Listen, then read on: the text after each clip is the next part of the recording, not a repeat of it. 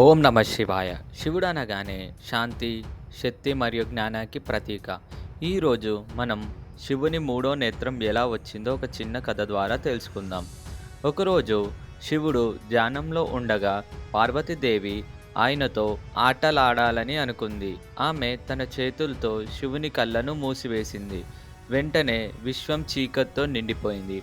అంత చీకట్లో ఉండడంతో భూమి వేడి పడింది. అన్ని జీవాలు బాధపడ్డాయి. ఆ పరిస్థితిని చూసి శివుడు తన భ్రువేల మధ్య మూడవ నేత్రం తెరిచాడు. ఆ నేత్రం నుండి వెలుగు వచ్చింది. కాంతి చీకటిని పారద్రోలింది. విశ్వం తిరిగి కాంతిలో నిండిపోయింది. ఈ మూడవ నేత్రం జ్ఞానం, ధైర్యం మరియు ధర్మానికి సూచన. శివుని మూడవ నేత్రం కేవలం శక్తి మాత్రమే కాదు, ప్రపంచానికి కాంతి మరియు జ్ఞానాన్ని అందించే ప్రతీక. శివుడు మనకు మార్గం చూపే గొప్ప దేవుడు. ఓం నమ శివాయ.